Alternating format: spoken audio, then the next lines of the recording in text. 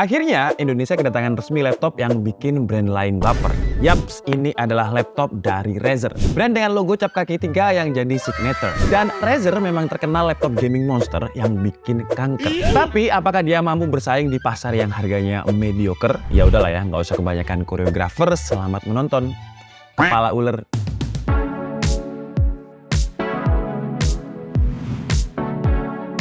Jadi kemarin saya ditelepon sama perwakilan Razer, intinya mau nggak Mas Dika kalau misalkan nyobain gaming laptop terbaru kita? Ya jelas saya jawab mau lah. Kapan lagi kan Razer laptop masuk resmi ke Indonesia?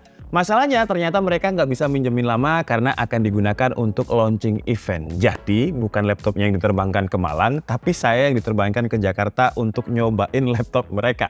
Dan saya juga dipinjeminya hanya beberapa jam aja, jadi saya nggak bisa benchmark lama. Tapi tadi sempet dikit-dikit lah, paling nggak kalian bisa tahu gambarannya gimana laptop Razer yang akan dijual resmi ke Indonesia. Tapi ternyata laptopnya itu ada banyak banget ya. Di meja ini ada 4, tapi sebelahnya di situ ada lagi. Ada 2 lagi, jadi total itu ada 6 yang nggak bisa kita masukkan semua. Jelas saya nggak bisa bahas semuanya karena waktunya terlalu mepet. Jadi saya bahas yang menurut saya paling menarik aja. Jadi pertama kita bahas dari laptop yang paling cocok sama kebutuhan saya. Razer Blade 14. Kenapa cocok buat saya? Karena sekarang saya suka laptop yang tipis dan ringan. Nah, si Razer Blade 14 ini cuma punya bobot 1,84 kg dengan ketebalan 1,79 cm. 1,48 kg kok ringan, bahkan banyak ya laptop lain yang di bawah 1,5 kg. Wey, beda. Ini Razer ya. Karena kalau kita ngomongin spesifikasinya, ini udah kayak laptop yang bobotnya biasanya di atas 2 kg. Jadi prosesornya dia pakai Ryzen 9 7940HS High Performance Slim yang memang biasanya dipakai buat laptop tipis. Jadi dia ada 8 core, 16 thread dengan bus clock-nya 5,2 GHz dan si Ryzen 9 ini bisa baca memori sampai 5600 MHz dan Razer kasih memori dengan maksimum supportnya 5600 MHz dengan kapasitas 16 GB yang kalau kalian beli ini adalah memori RAM yang mahal. Untuk storage dia juga udah pakai 1 TB dengan NVMe Gen 4 yang speednya lebih dari 6000 Mbps. Dan biasanya kan laptop yang tipis dan ringan atau ultra portable kalau AMD menyebutnya itu nggak dikasih discrete graphic card. Tapi di Razer Blade 14 ini GPU-nya dia pakai Nvidia RTX 4070 8GB GDDR6 dengan maksimum TDP-nya 140 watt, bukan di bawah 100 watt atau dulu biasa kita sebut dengan Nvidia yang Max-Q. 140 watt, bisa dibilang ini full power, tapi sayangnya agak percuma. Kenapa percuma? Karena dari Nvidia-nya sendiri untuk RTX 4070 laptop GPU itu limitnya ada di 115 watt. Jadi kalau 140 watt ya sebenarnya buat apa? Bukan dari Razer-nya ya yang ngelimit, tapi yang limit itu Nvidia-nya. Dan power limit dari Nvidia ini sebenarnya yang bikin vendor nggak bisa kayak bikin kompetisi atau berlomba-lomba bikin laptop yang kenceng. Karena ya udah ada limit dari Nvidia-nya sendiri. Jadi score time spy-nya ini ya mirip-mirip sama laptop GPU yang powernya 115 sampai 125 watt. Sebenarnya sayang banget, jadi kalau misalkan ada orang Nvidia nonton ya power limitnya dihilangin aja lah biar kayak dulu. Jadi laptop itu bisa berlomba-lomba bikin GPU yang kenceng di laptop mereka sendiri. Jadi ada daya jualnya masing-masing gitu. Kalau untuk performa CPU-nya dan kita cuma lihat dari Cinebench aja ya, karena sekali lagi waktu saya untuk pinjam laptop ini mepet. Skornya ini mirip-mirip sama Blade 15 yang pakai Intel Core i7 13800H yang punya 14 core dengan 8 performance core, 4 efisiensi core dan 20 thread. Di Cinebench R15-nya keduanya sama dapat skor sekitar 2700 sampai 2800 poin dengan skenario yang sama. Jadi settingan Ryzen Sanit-nya mentok rata kanan semua. Yang beda temperatur dan powernya sih ya. Di Intel Core i7 temperaturnya mentoknya di 80 derajat Celcius dengan power 97 watt, sementara di AMD 100 derajat Celcius dengan power 90 watt. Tapi AMD emang gitu ya, dia mampu menghandle temperatur itu sampai 100 derajat Celcius. Jadi sebenarnya 100 Celcius di AMD itu masih angka aman. Untuk sistem coolingnya, Razer bikinnya juga oke sih ya. Untuk laptop yang tipis dan ringan dengan discrete GPU di time spy stress testnya dia dapat skor itu hampir 100%. 99% ya skor time spy-nya. Kalau untuk yang Blade 15 juga lolos, skornya itu 97%.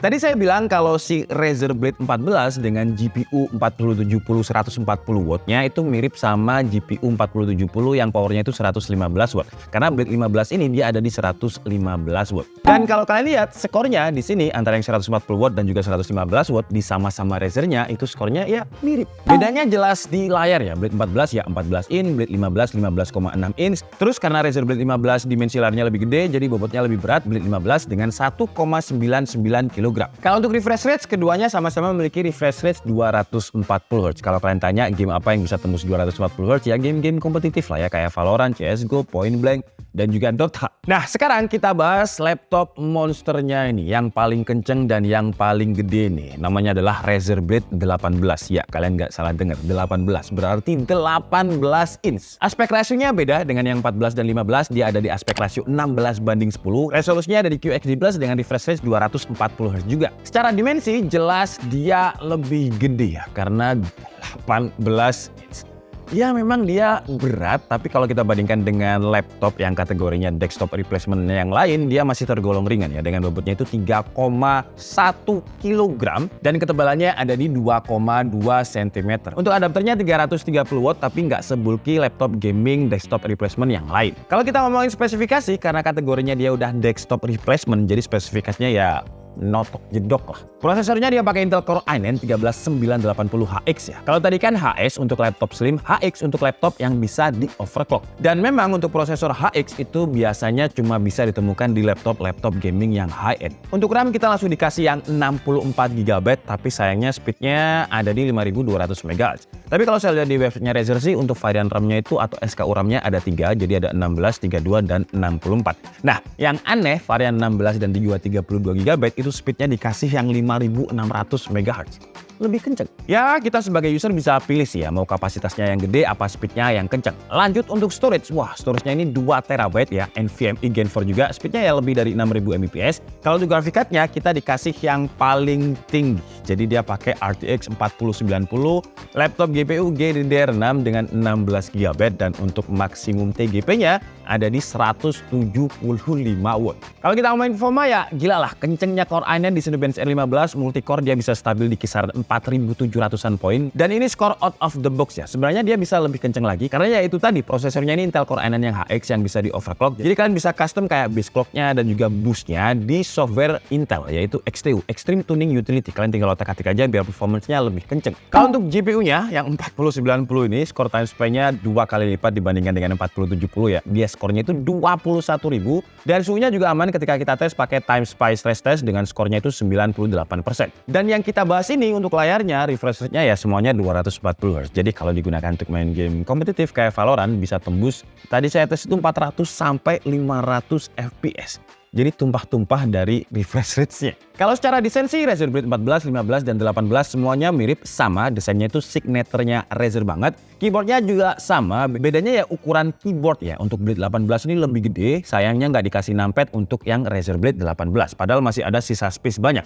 Malah dipakai untuk speaker. Tapi kalau kita ngomongin speakernya sih enak sih ya. Karena speaker dari Razer ini pakai THX Spatial Audio. Tapi dari semuanya yang udah saya coba ini, jelas speakernya enak Razer Blade 18. Karena grill speakernya lebih gede, jadi outputnya pun juga lebih gede. Imersif banget Razer Blade 18 ini. Terakhir kita bahas fitur Razer Synapse. Yang ini ekosistemnya Razer banget lah. Kalau kalian punya semua device Razer bisa dikoneksikan ke software ini semua. Kalau untuk laptopnya dia ada settingan customize untuk tombol-tombol shortcut. RGB-nya juga bisa di custom lewat Chroma Studio. Baterainya bisa di cut off di 80%. Displaynya kita bisa atur refresh-nya berapa biar baterainya lebih hemat, dan performance-nya kita bisa atur juga mulai dari balance, quiet, atau custom. Custom ini hanya bisa kita pilih ketika laptopnya dicas. Kalau nggak dicas, pilihan itu jadi hilang. Oke lah, jadi itu aja yang bisa saya share kepada kalian tentang Razer Blade yang akhirnya masuk secara resmi ke Indonesia ini. Tapi maaf, saya nggak bisa benchmark game-game AAA karena waktunya udah mepet. Ini nanti aja entah B-rollnya cukup atau enggak, karena setelah syuting ini saya harus kirim lagi ke Razer.